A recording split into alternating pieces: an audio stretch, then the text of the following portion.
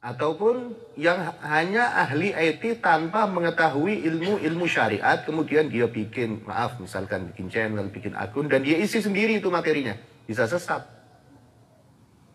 Ya, ini yang dikhawatirkan Nabi SAW, itu munculnya penceramah-penceramah yang tanpa ilmu. Sehingga Nabi di dalam hadisnya pernah bersabda kepada para sahabat, "Innakum asbahtum fi zamanin kathirin fuqaha'uhu qalilin khutoba'uhu fal amalu fihi khairun minal ilmi." Nabi bersabda kepada para sahabat, "Wahai para sahabat, sesungguhnya kalian berada di zaman fuqahanya, ahli fikihnya, ulamanya banyak. Qalilin khutoba'uhu, penceramahnya sedikit. Maka di zaman kalian ini," kata Nabi, "beramal lebih baik daripada mencari ilmu." Karena para sahabat semuanya ulama. Mereka menyerap langsung ilmu dari Rasulullah SAW, dari sumbernya ilmu. "Wa sayati zamanun kathirun khutoba'uhu qalilun fuqaha'uhu." Dan nanti akan datang sebuah zaman tukang ceramahnya banyak. Dijadikan profesi.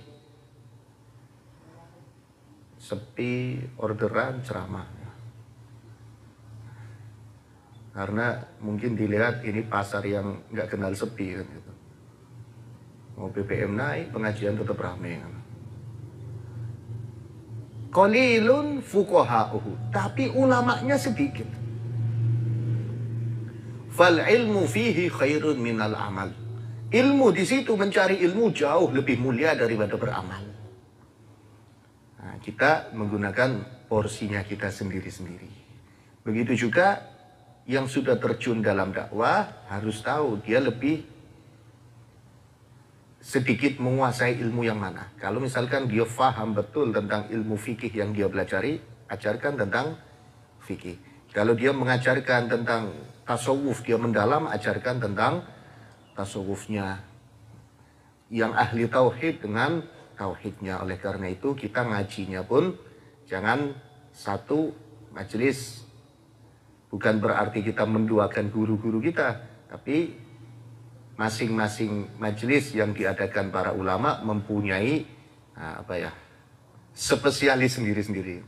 Ada yang pengajian tentang thariqah, ada yang pengajiannya tentang tauhid, ada yang kajiannya tentang fikih, ada yang tentang hadis, ada yang sering mengkaji tentang sirah. Yang diajarkan ulama di majelis-majelis umumnya tentu itu tingkatan dasar-dasarnya. Kecuali di santri-santri khususnya itu baru tingkatan-tingkatan khusus.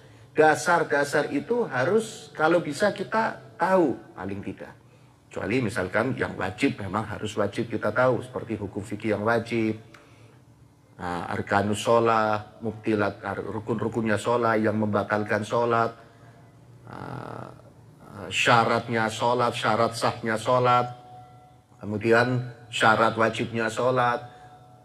Begitu juga hukum-hukum yang berkaitan dengan wudhu, kita wajib tahu itu.